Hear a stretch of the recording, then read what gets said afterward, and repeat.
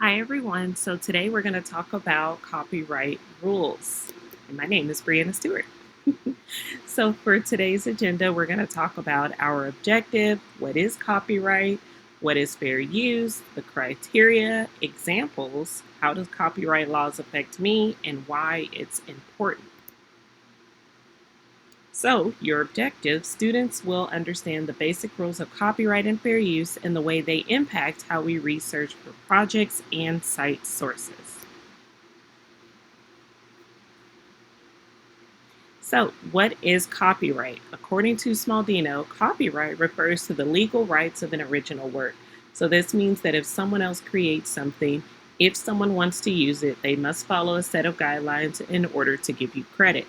For instance, if person A decides to write a research paper about the habitats of lions, then later on, person B decides they want to do a presentation about the habitats of lions, they can reference a short part of person A's research as long as they give credit and they acknowledge or reference that it is someone else's material that they are changing to help their work that they're creating. Now, you must give credit.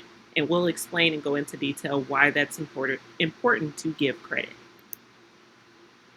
Okay, so one of the reasons this is important is because of the Copyright Act of 1976. And this act was created to address the growing use of technology at the time and to combat the growing use of others using others' work without permission. So during that time, there was the rise of cable television. At that time, that was the the height of technology. Also around that time, CDs were growing in popularity, photocopiers were growing in popularity, and because of that rise in technology, it was getting harder and harder for people who create things in different mediums to receive the credit that they deserved or to get permission to use their items. So, we're going to talk about here the list of things that are now protected under the copyright law. Okay, so one of them is literary works, and that refers to if you write a book, a short story, a novella, anything that falls under a written piece of text is now protected under the Copyright Act. Musical works, so if you create a play or a musical, that falls under and is protected by the Copyright Act. Dramatic works such as plays, script, that falls under the Copyright Act. Dance and performance, so if you create an original piece of choreography, if you create an arrangement, that is protected under the Copyright Act. If you produce a or create a picture, a graph, a chart, a sculpture, an original sculpture, or a piece of artwork, that's protected under the Copyright Act. Motion pictures and TV shows are definitely protected under the Copyright Act. Sounds, so if you create an original song, if you produce a portion or a section of a song, if you compose a portion of that song, it is definitely protected under the Copyright Act. And if you create an original blueprint, if you're an architect, that also is protected under that Copyright Act. So many things are protected under this law, which is amazing. So I want you to turn and talk, and there's some items on your desk. You're going to look at them and which one of those is considered literary works. So you're going to work with your partner, use that sentence stem to answer the question. Now that we've completed the activity, we're going to talk about fair use. Now, fair use is a part of the Copyright Act, and it is just a way that explains the proper way to go about giving credit or permission. So, according to Smaldino, if you decide to use someone's piece of work, you can use small portions of that copyrighted work, and you can use it to teach when it's properly cited and noted that the materials are copyrighted and by whom. So this means, once again, that you can use a small portion of someone else's material if you cite that source throughout whatever medium you are deciding to use. And it is based on 4 pieces of criteria or standards that we're going to talk about next. So think of these criteria or standards as a door, and you have to choose which door is the best way for you to give credit or ask for permission. So the first door, the purpose and character of your use. The second door, the nature of the copyrighted work. The third door, the amount and sustainability of the portion taken. And the fourth door, the effect of the use upon the potential market. It sounds intimidating. I promise we're going to break it down so that way you can make the best decision when you are deciding to get permission to use work. Fair use number one, the purpose and character of your use. So you can use a short clip of a video, music, sound. You can use an image of a sculpture or more to help hook in your audience for your project, paper, research, and more. The person uses a small portion of that material as opposed to the heart of the text, and you must transform the material to add to your project. Because when you're using it to teach, you usually, when you're using it to teach, you transform it or change it as you present it. Okay, so the main idea of this particular section is that you change the material and that you're using it to educate. So you change and educate. Fair use number one, change and educate. And I'll give you an example. Miss Stewart uses a short clip of a science experiment demonstration to model to her class science lab safety. She adds her own voice to show students the materials that they are going to use for the experiment. So the reason this is considered fair use, number one, I'm using it for education, and two, I only use a short portion and I use my own sound over the video. So that way students know what to use in lab safety. All right, now the second door or the second fair use criteria is the nature of the copyrighted work. So the way that this is going to fall, it's going to fall under two categories, as in kind of like genre. So fiction, and we know nonfiction. You can say fiction or factual when it comes to the Fair Use Act. Fair use prefers that you use factual pieces of work. So we can kind of consider that as nonfiction.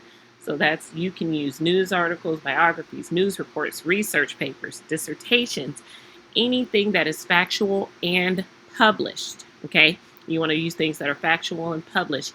If you use something that is fiction, it could fall under the fact that maybe you're trying to use that piece of fiction in your writing, and then that kind of gets lost in your writing, and then you can't properly give credit to that fiction piece, as opposed to if you were doing a presentation, you can say, hey, this chart here from National Geographic is going to help prove my point. And I'm going to give you an example.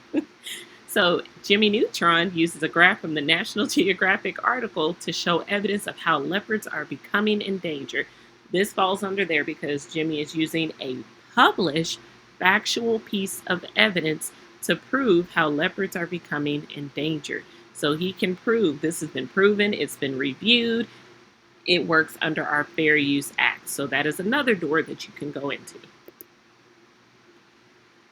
Number three, the amount and sustainability of the portion taken. So you can use properly cited short parts of a source as long as it wasn't the most substantial part of the material. So in other words, when you're using something, try not to use the meat, the heart, the main idea of that portion. So I'll give you an example because it's kind of like, what? Of course you want to use the main part. So for example, Ms. Stewart uses a small 2-minute portion of the show, Magic School Bus, to introduce students to the life cycle of a frog. So I'm only using a short little 2-minute clip out of a 20-minute video to engage my students on the life cycle of a frog. Okay, short portion. I didn't show the super exciting parts. I only showed 2 minutes out of a 20-minute video for a purpose, an educational purpose, as opposed to Miss Stewart shows the entire show, the Magic School Bus, after school, and I'm charging tickets to help for the school fundraiser. There's no educational portion. I'm using the entire thing, so it is the main part of that entire piece of reference. Can't do that, and I'm also getting a profit for it, which will pop up in our next one.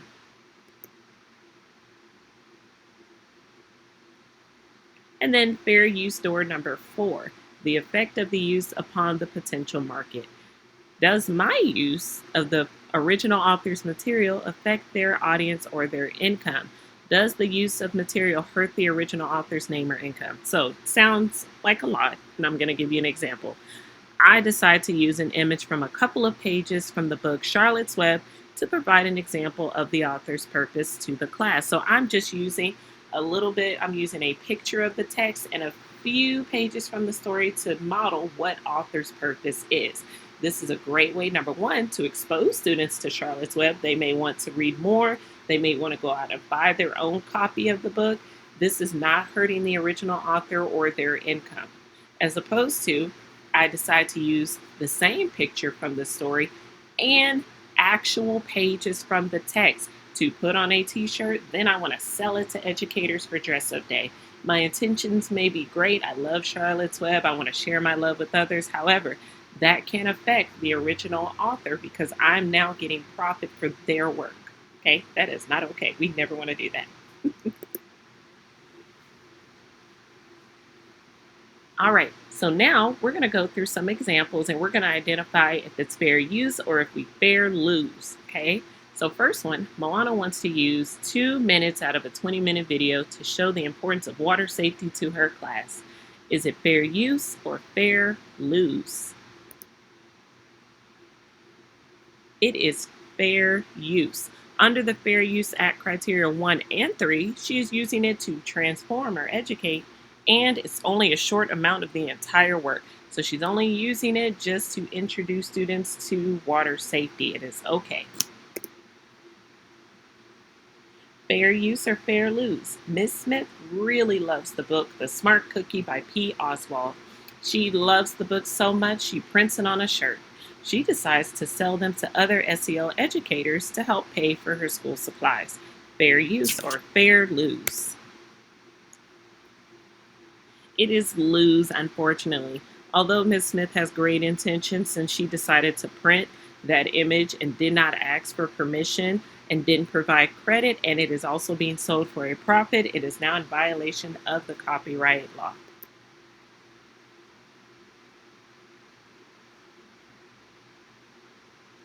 All right, Jimmy Neutron loves science. He wants to educate his classmates on the different types of volcanoes.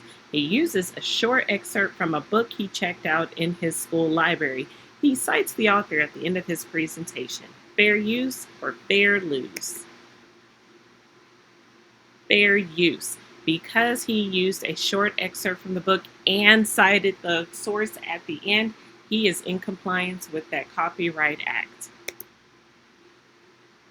Now, how do copyright laws affect me and why they're important? So, again, just to summarize, they protect the author's original piece of work.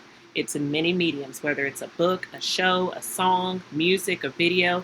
Most mediums are protected under the copyright law. It does come with a heavy fine if you decide to violate that law and use a piece of work without properly citing the work, or you want to profit off of their work. It can seem scary, but think about it this way, it can protect you. If you create an amazing video online that teaches your classmates how to draw an original character that you created, you would want to receive credit for your hard work. So think about it like that. It protects you as well.